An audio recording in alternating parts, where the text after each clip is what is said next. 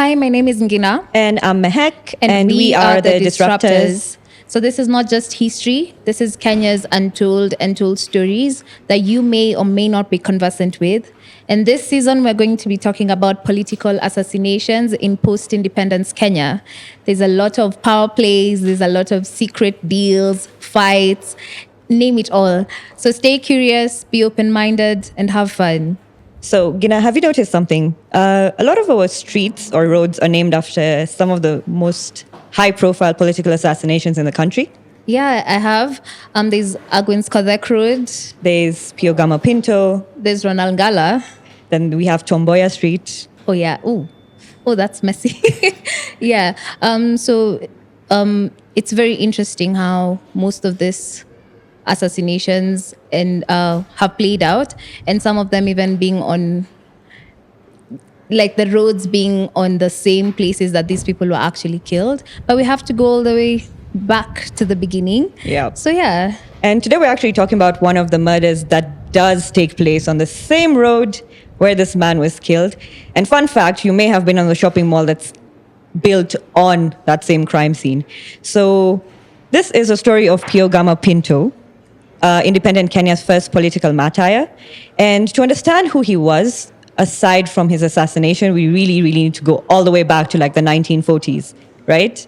So Pinto actually was born in Nyeri, right? In like 1927 to a Goan family who had moved in to Kenya when the Portuguese took over Goa. And he had a very illustrious childhood. This guy was doing a lot of things even before he got into politics, right? At a very young age, after finishing a lot of his early school here, he was sent to India to continue his further studies. But this guy, while studying, joins the Royal Indian Air Force. I don't know why he decided to do that. And at the same time, he finds himself in a strike. So this guy is like, what, 18 at this point? 17, 18. The British have taken over India. The Portuguese are in Goa. And remember, Pinto is Goan. And he joins a strike, and that's the first time where he's like, yo, there's something about resistance that's got me moving. It's kind of similar to what a lot of us felt a few months back. So Pinto decides to start this movement against the Goans while he's in India. Mind you, he's like really young, again, 17, 18 years old. And he starts agitating so strongly. The Portuguese are like, we need to get this kid, right? So now, Pinto has made himself a target. He has a hit on his back. The Portuguese are like, we need to get this kid. And at this point, it's been quite a number of years, right? He's away from Kenya. And we're rolling around the 1950s. And Pinto is now getting word that he could be deported by the Portuguese authorities to Cape Verde. Mm-hmm. And he decides, okay, I only have two options. Either I get detained at Cape Verde or I return home. And so Pinto makes his exit to Nairobi in 1959. 1949. Oh, 49. So, yeah, it's in 1949. And let me just describe what Kenya looks like around those years. So Second World War is done. The soldiers who left Kenya to go fight for the British, the white man, have also come back and have realized, oh, these guys are just human. They die like us. They bleed like us. So there's this feeling of we can defeat them. And so Anake Afoti comes about, and it's just a group of soldiers who've come back to Kenya. They're obviously now more exposed. And Anake Afoti is now what will come to build up as Mau Mau. It will all connect, don't worry. And so Pinto comes back, and of course he's left Goa, he's back to Kenya. And while in Goa, he was very political, but funny enough, he comes back to Kenya and just takes a simple clerical job at Magadi. So you're just like, okay, what were you really trying to do? But along that time, he now starts, he gets into his journalist bag. He starts writing papers, and he's just doing everything around that. So he's writing papers against the white man rule. He's writing papers to showcase what was also going on in Goa. Yeah, and then so now the Anake Afoti has now become a larger group, and they're now called Mau Mau, as we now know them today. And it's alleged that Pinto takes an oath and he jumps over some intestines. He apparently drinks some blood to take that oath. But yeah, it's alleged. We're not so sure, so don't take my word for it. So yeah.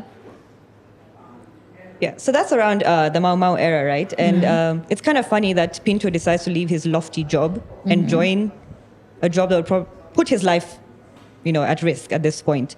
And we kind of see Pinto also join other movements. He's joining the trade movement at this time. He's working with Makhan Singh. He's also agitating a lot within the South Asian community itself. Despite Pinto being from the Goan community, he wasn't as involved due to different political aligning, where Pinto was very hands-on on how much he did not like the Portuguese rule in Goa, but the Goans in Kenya at the time were kind of more man of words. They would rather talk about it in papers, which Pinto does adopt, right? He writes all these papers. But coming back to the whole Mau Mau thing, so Pinto is known to have armed the Mau Mau at this time. It's known that he reached out to a few wealthy individuals in the country to get arms from them and arm them, and there is some proof of it in some of our sources that we have. And this also now starts to make him a target within Kenya, within the colonial forces, right? And so we come to about, 1952, 20th October 1952. The emergency is declared, right? Baring is like, we need to get these guys. The Mau Mau are being pesky.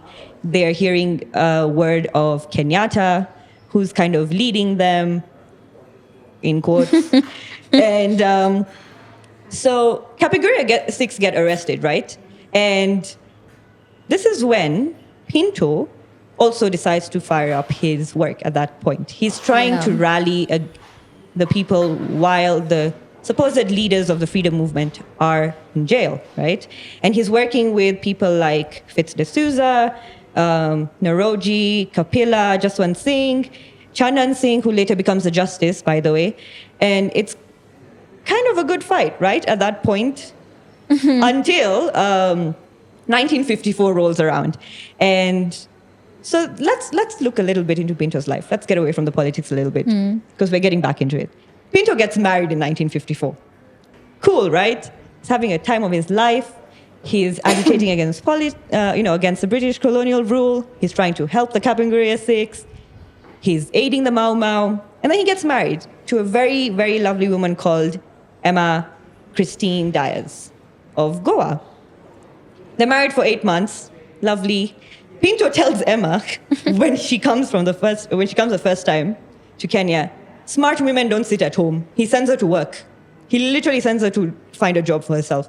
She ends up becoming the breadwinner of the family because Pinto spends all his money into the movement. So things are going pretty well for 8 months, right? Until Pinto is taken from his house. So Pinto is rounded up because he's now too much of a threat to the white people and sent to probably one of the most notorious camps that would hold Mau Mau prisoners at that time. Yeah. So he's taken to Manda Island in 1954, and this was under the very notorious Operation Anvil. It was very questionable. But yeah, so let me just take you guys through what Manda Island was like. First of all, the white man was so scared of this man that they had to take him to Manda Island. All he was doing was writing papers. So I wonder why he was being taken to Manda Island. Manda Island was very harsh. It was there were 9,000 men who were arrested and taken and detained there. So you can imagine the conditions. There was food rationing. And Pio decides he does not want any special treatment. In fact, he even goes, he decides to go on a 9-day hunger strike. He's so audacious, as in, you've been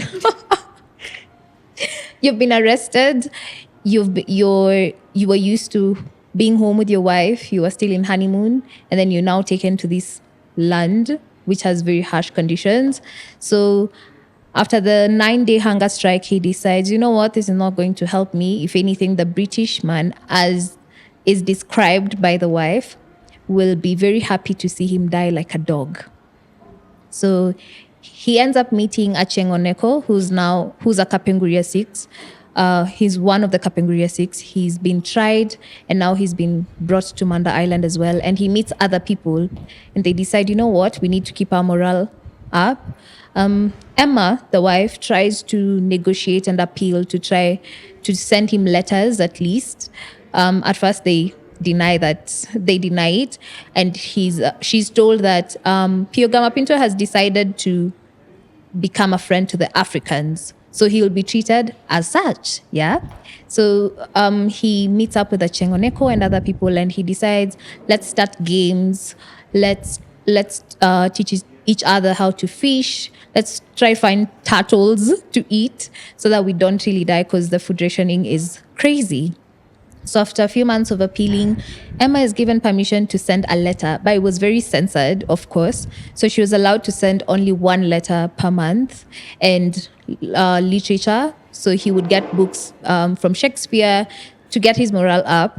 And one other way that Pinto tried to keep the morale up while in there, together with Aneko, he shares these books, because these people have no clue of what's going on in the country. So he shares the books to help people just keep moving. It was a way for them to survive. Emma, the wife, describes it as that Pinto used the books as a way of not for him to think about committing suicide, which is sad. And he also gets to the point where he's even sharing his letters. Imagine sharing your letters with your wife, with your friends, with your friends, just to keep the morale going. So 1958 comes about and he's released, but not really released. We all know that. So he's put under very tough restriction by the white man, and he's taken to Cabernet, and they're only meant to live with 50 bob. Imagine 50 bob, and right now we're complaining about 1,000 bob today. So imagine having to survive on 50 bob. Everything you're reading, everything you're writing is censored. And this man is still audacious enough to start even writing letters that go all the way to London, to the colonial office. I mean, but it was in true Pio Gama Pinto fashion. He was very brave. There's no other way to describe him, really. So in 1959, he's released from Cabernet and is able to come back to Nairobi with the wife and the children. Yeah, and I think it's important to put into context some of the atrocities the white man put that man through. Of course, they were harsh, and they were trying to play the divide and game rule, right? Yeah. Like, oh, you're brown, you're black. And, oh, if you want to act like an African, we'll treat you like one. What does that even mean? Mm-hmm. Pinto at this point had Pinto at this point had properly learned Kiswahili and a little bit of Kikuyu, so he was able to converse with a lot of these detainees. And one of them fondly remembered how Pinto taught him how to play basketball. So these guys are in detention, and Pinto is giving basketball lessons. But then there's also the sad aspect of how Pinto never got to see his father for the last time, because the white man refused Pinto to be present for his father's last rites. And I think that really did take a toll on him. It really did. And we kind of see that with his mental health declining while at Manda. Yeah. And with Emma saying if it wasn't for the correspondence, things may have gone a little south. But yeah, now coming back to like the fact that this man during this time was not only teaching Mau Mau soldiers how to play basketball or sharing letters with his wife with the rest of them, but he was also in constant correspondence with a lot of British MPs. I know we all hate them for their colonial ways, but some of them were actually on our side. There were a lot of liberal MPs at that time who were against the occupation. And one of them was MP Frenner Brockway. So Pinto has an extensive amount of correspondence with this man. And he would keep telling them what's happening. So conditions at Manda, the progression of the resistance of the Mau Mau against the British, and also just his own personal views on what can be done to help. So again, by the time he's coming out and he's now at Cabinet and they're lifting his restriction, he's done quite a lot behind the scenes at this point, and he's still a target. Yeah. But we're in 1960, a lot of things are changing at this point, right? Kenya is at the cusp of independence. We're going into our first Lancaster House hearing. And, Pinto is actually quite a huge part of the first one. We kind of see him. So remember how he got imprisoned for being a journalist, for writing papers. Yeah. This man gets out and decides, I'm going back to the same job that got me imprisoned. Kind of like what we're doing. So he does that. And he goes back, and at this point he starts a paper in 1960 called Sauti ya Kanu. And he's actually publishing the views of, everyone that's against the colonial power. And this is around the time where politics in Kenya is now starting to take shape. We have the first Lancaster House conference that happens around 1960. And Pinto does agitate for support back home. Because remember, there's KANU that has formed. Pinto had actually formed a party of his own. But when KANU lifted their non-African restriction, he dissolved his party, the Kenya Freedom Party, and he joins KANU. And he continues to do his work, especially with writing the paper. But Pinto is not just Kenyan. He's a very Pan-African man. And he decides, okay, Kenya looks like it's in good hands, right? Yeah. I mean, at that point, it looked like we were in good hands. So Pinto is like, okay, I'm going to take a small step backward and turn my attention back to Goa, which was still under Portuguese rule at this time. So for some context, India is already independent. Goa is not. So Pinto is like, I need to do something that can help, the place where my family comes from be free. And so he engages then Prime Minister of India, Pandit Nehru, and he speaks to him and asks him, can I get funds to start a paper where I can write about the Goan struggle? And can something be done by the Indians to help liberate Goa from the Portuguese? His dedication pays off, because a few months later, the Indian army does liberate Goa. So a win for Pinto, right? But on the other hand, Pinto kind of faces a failure when he's trying to help his fellow friends in Mozambique. He goes to start a party in Coast, but the British are like, turn that down, shut it down. You're not helping them. And sadly, that never sees the light of day. Exactly. Yeah. And then, of course, we have Pinto working with Frelimo. There is extensive correspondence between those guys. Pinto was really, really working with them to help agitate for freedom, for other resistance movements. And we also see him with the OAU, which is now the African Union. So Pinto was kind of everywhere, and you kind of see why he was such a big threat to so many people. So, this is all happening in the 1960s. We're like 3 years away from independence. We're almost there, right? And Pinto is doing so much, not just for Kenya, but for pretty much a lot of African countries at that point. Yeah. I think that was the voice that was going on in Africa, that if one country has gotten independence, so every other country can get independence from the white man. And that's what happens for us. So 12th December 1963, imagine this. You're on what we now know as Uhuru Gardens. You're just hearing chants of people just going, Uhuru na Kenyatta, Uhuru na Kenyatta. And just like that, Kenya has gained independence. And Pinto now decides, I'm tired of my journalism thing. Pan-African press is okay. It will continue publishing South Africa and all the other magazines he was writing. And he decides it's time for another career change. Yeah. So he becomes an official member of the Legislative Council, also known as the LegCo, right? And in 1964,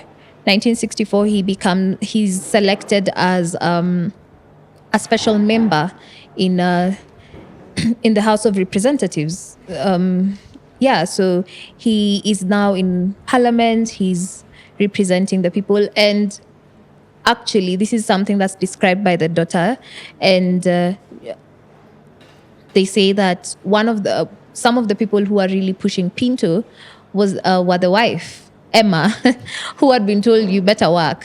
So she was still pushing Pinto. She never told him to stop doing whatever he was doing. And when he was actually elected, from this is just what the daughter says later. She says that the dad was actually very surprised that he was elected to be part of the representatives in the country.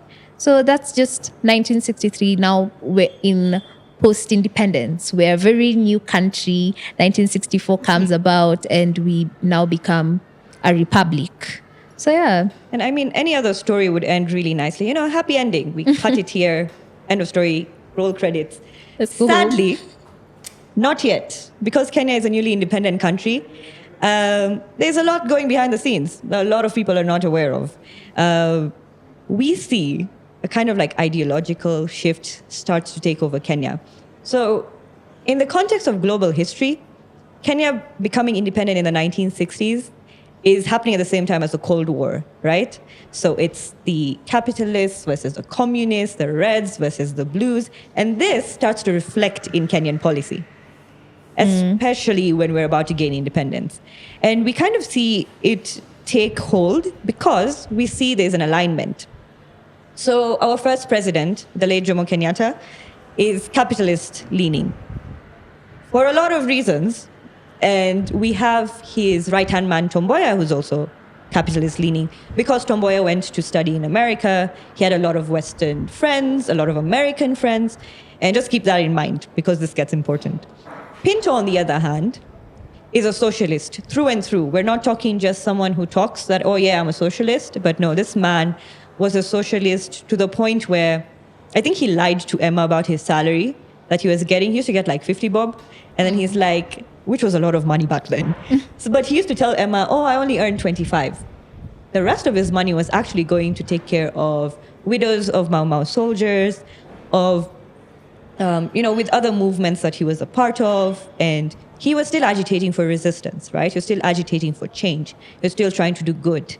And we kind of see this ideology reflect in what happens next. So Pinto, it's 1964, and he sets up something called the Lumumba Institute. This is alongside Jaramogi Oginga Odinga, then vice president, also known to be communist-leaning, right? And he's joined by Fred Kubai, Bildad Kagia, Paul Ngei, who were also kind of the same in terms of ideologies.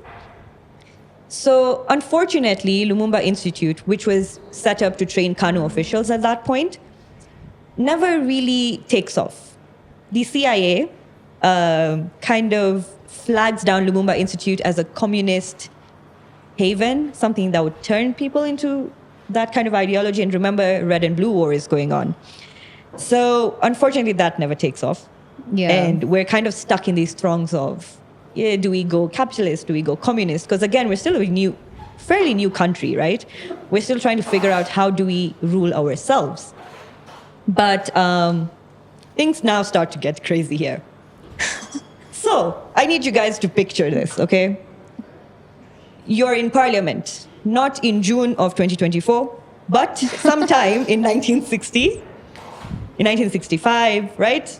You're in Parliament. You're sitting there, it's recess from one of the sessions, and you're just, you're thinking about all the discussions that have happened. You're having tea. Exactly, like you're having tea. It's pretty calm until you hear a very loud commotion take place.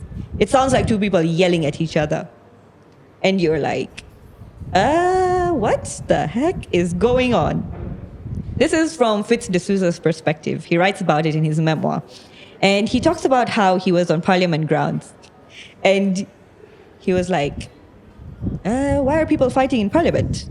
We're out of session, everyone's outside, what's going on? So Fitz is actually approached by another member and tells him, sir, can you come along? There is a commotion going on. So Fitz goes to investigate the source, and he's surprised to see his best friend all up in the face of then president, right? Yeah. So imagine you come finding me fighting with someone up there. I'm all up in their face and I'm calling them a bastard. I'm telling them I'll fix you. This was Pinto, by the way.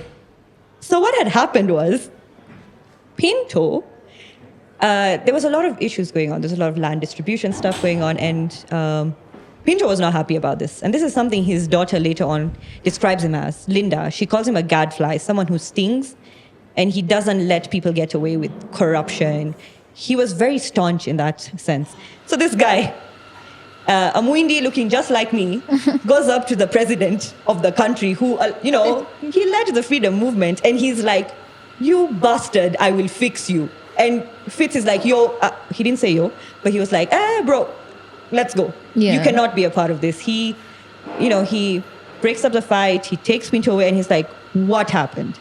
You need to lay it down for me," because Pinto, according to his friends, Murumbi, Oginga, Fitz, Feroz Neroji, they will all tell you one thing. Pinto was not someone who got angry very easily. Or if he did, he wasn't one to get into shouting matches. So now here we have Pinto screaming at the president. And Pinto goes, I called him a bastard because he called me a bastard. And Fitz was like, okay. And Fitz kind of understood that this was all about the land distribution that was going on. There's a paper that we will discuss in a bit that was about to come, and he could understand the frustration. But Fitz had to lay it down for Pinto. The reality is, and this is what Fitz tells Pinto, you don't have a community to back you up. You don't have anyone in your corner. And you, despite whether or not he was in the wrong, you cannot be going up against the president, father of the nation. The father of the nation, exactly. Thank you. You cannot be telling the father of the nation, "I'll fix you." Because remember, the community will not take it very well. And Fitz D'Souza underlines the fact that, Pinto, you're just a Mwindi who's dispensable. But Pinto, believing in the power of friendship, like a lot of us, is like, no, I'm pretty sure I'll be fine.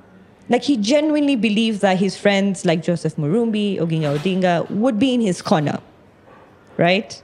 But sadly, what happens next kind of tells you that the power of friendship was not enough. Yeah, especially in Kenya. So 24th of February, 1965. I want you guys to imagine this. You're Emma. You've just left for work because you were told you have to work. So you go to work. You're on Parliament grounds. You're just a secretary. Back home, your husband has dropped you. He's taken you to work. He's come back home. So he gets home and decides, let me go on my drive ritual with my youngest daughter, Terashka, before I go for work myself. Yeah. So this is what happens on that day. So Pio Gama Pinto takes little Terashka, gets her into the sub 93B. And it was just a little ritual of them having a drive up the driveway. And then by the time he gets to the gate, the nanny comes and picks her up, and she goes back to the house. And it's the same thing. So this is like, it's very normal. Like, yeah, daddy is taking me for a drive, right? And so this is the same thing that happens. And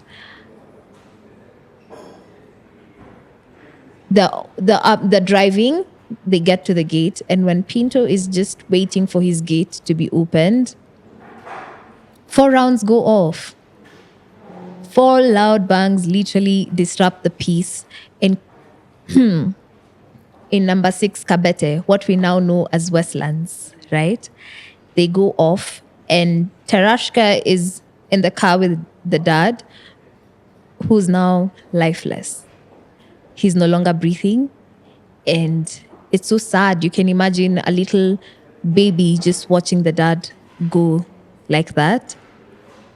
And then the wife is called and she's told, your husband is dead.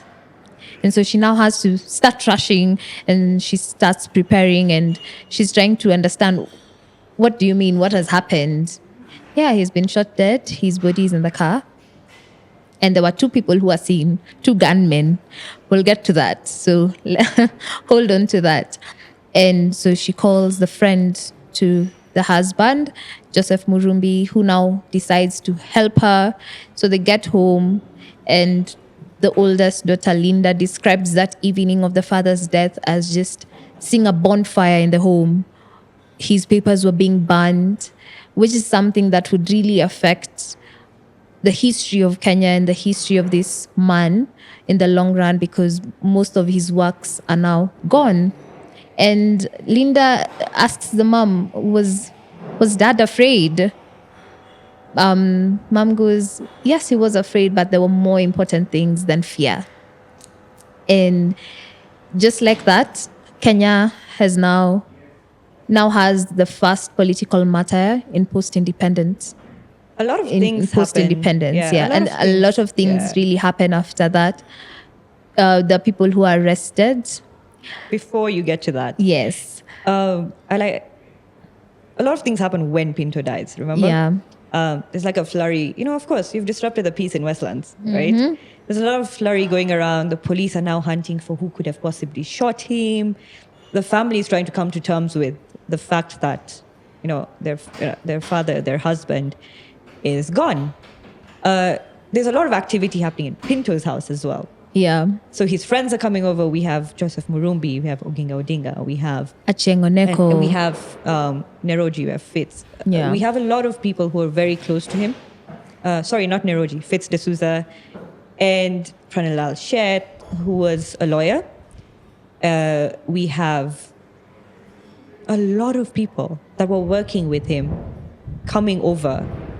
But a lot of it now comes down to the fact that they were also coming to burn a lot of the correspondence that Pinto had, because Pinto had a lot of correspondence all across the continent, and they were globally. Globally. Yeah. And they were not only burning these papers for fear of them being maybe name dropped or something like that, but also for the sake of his family, because there was a lot of work that Pinto was doing in the background, right? Yeah. And I think there was also a crowd that started forming at his house. So a lot of the women that he helped, a lot of these widows of Mau Mau soldiers would also start showing up at his house to offer condolences. And I think it's one of the Pinto family member who described it as just being able to see his impact, being able to see his reach after he had been so horrifically murdered, right? But then now we have to grapple with the aftermath of Pinto's death. Yeah. Right? And one of the papers that's banned, or one of the papers that never comes to light in this country, is a sensational paper number 10. So, context for the sensational paper number 10. This all happens before Pinto's death. Yeah. But we kind of get to understand the nuance of it after he dies. After he dies. So, remember I explained that, red, blue, communist, capitalist.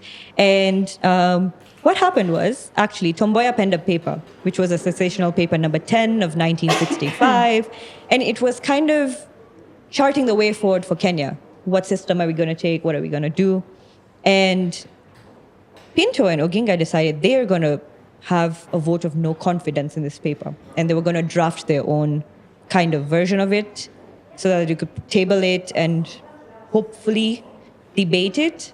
But unfortunately, because he was killed, we don't really see that happen. There's no debate. And we are what we are today. We've become a capitalist country, right? But it makes you wonder what could have happened if he was still around. But then we also realize his death has a lot of question marks around it. I think I'll let you take on with that, with what happens around that. Yeah. The very many theories around his death and what happened. One of the theories is one that's connected to his global reach. And I think I'll just take it with him in 1964, Malcolm X was having a tour all around Africa, and one of the people he met was Pinto. These are people who had almost similar ideologies. It's just that they had a very different way of going about it. Malcolm X was more of fight, and Pinto was a very calm soul. He was like, no, let's go by the book. Let's let's go by the book. Let's go to Parliament. Let's have a vote of no confidence in a paper. That was his vibe, and it was it's something that's known that Malcolm X was able to have a new view of life and a new view of what he was fighting for after meeting with Pinto, Exactly. right? Yeah, and funny enough, Pinto dies on the 24th of February, 1965. Malcolm dies on the 21st of February, 1965. 3 days before Pinto. Literally 3 days before Pinto. So there's a lot of question marks around their deaths, and many people try to find a connection between their deaths. There's a lot of talk of CIA, etc. But I think Yeah. the most accepted theory, at least what we've been told, which later gets murky, is of who actually shot him, which was Kisilu Mutua. Kisilu Mutua, right? yeah. So he was actually arraigned with two other people, and he was the one who actually ended up serving a life sentence, Yeah. right? Yeah. So he goes to jail for killing Pinto, and people think, okay, it's all put to rest, right?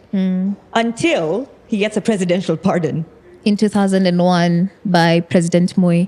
And when he gets out, he's like, I wasn't the killer. You guys need to find the person who actually killed Pinto. So now these are more question marks. We're like, okay, when is a family going to rest? When are Kenyans going to feel like, okay, it's settled? So that brings in another question mark around his death. And then finally, again, we're not saying this is who orchestrated the killing, but a lot of people raise questions, especially after the Truth and Justice Reconciliation Committee publishes its reports during the Moi era about killings that happened in the previous presidency. And a lot of people now start drawing a connection between Pinto's death and the fight that Pinto and the former president at that time had on parliament grounds. Yeah. It's very well known that Pinto did agitate for Kenyatta. He was like, that's the face of the resistance. We need to do something even when he's imprisoned. But it's also well known that because of their ideology differences, there was a rift that was starting to form between the two. And maybe that fight could have been a culmination, because according to that report, there is substantial enough proof that it was probably orchestrated by someone within the government. Yeah. So a lot of people actually do believe that there's a connection between the regime and Pinto's death because of how it was done, and also because how his name was erased later on. And that kind of leads us to where we are today, right? Pinto's grave lies in City Park, but his house has been demolished, and over it is a capitalist structure he would probably not be proud of standing over his house. Definitely. It's crazy. Yeah. And they've named the road next to that mall Pio Gama Pinto Road. And that's kind of the only living thing that we're left with about such a great man. Whenever you stand on the grounds, there's that feeling of, okay, that's all we have left. But apart from that, we can just go back to the family, because now, of course, the man is dead. They have arrested someone who's later given a presidential pardon. There's a lot of question marks. But during this time, Joseph Murumbi, who's now a friend of the family, it's known he's a friend of the family, helps the wife and kids, and they decide to relocate. And when you read the letters and the stories that they've written, they weren't doing it out of fear. It was just a way for them to get a fresh start. And so they leave the country and go to Canada, where they settled and they lived there. Joseph Murumbi was a very good friend, and there are very many letters. And Pinto really trusted that such friendships and such connections would help. But it's quite clear that that didn't help. And now what we have is the first political martyr. We are seeing Jaramogi Oginga Odinga and everyone who worked with him, everyone who was part of the Lumumba Institute, are now weakened. They're completely weakened. And it's like life just moves on. They've arrested the person who killed him.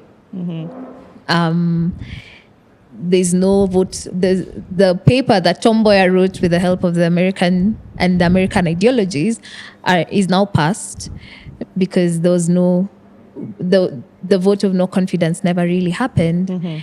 And so what's left behind is just for people to recollect now, the friends of the man to try and recollect and just move on with their lives. There are a few letters that are written and how the wife describes the man. He describes Pinto as a man who was very generous. She describes him as a man who, in as much as the letters were burnt, in as much as most of his works were burnt, one way that his life is still being seen, and one way that people still remember him as is through the impact. And I think you've mentioned it, the women he helped. Yeah. Until today, we still see some of the ways he helped the country. Yeah. And So, probably to leave you guys with kind of what Pinto was and who he was, and probably just quoting him directly was, so there are two favorite quotes of mine that I always tell Gina about Pinto. The first one is this is kind of revised, but he used to say something like, what's the point of independence or freedom if we're going from white Lord Delameres to black Lord Delameres? But a quote of his that actually really resonates and I think can put forth who he was as a person and maybe intrigue you guys to also go and read about him and research about him is, he used to say that Kenya's uhuru must be for the masses. Uhuru from exploitation, from ignorance, disease, and poverty. The sacrifices of the hundreds of thousands of Kenya's freedom fighters must be honored by the effective implementations of KANU's policy, a democratic African socialist state in which people have the rights, in the words of the KANU election manifesto, to be free from economic exploitation and social inequality. And that's the story of Pinto as we know it. yeah. So I'll leave you with one question to you guys as our audience. Pinto was only 37 years old when he died. What do you think Kenya would have looked like if he was alive today or if he lived longer? Yeah, that's all we have for you guys today. Thank you for listening.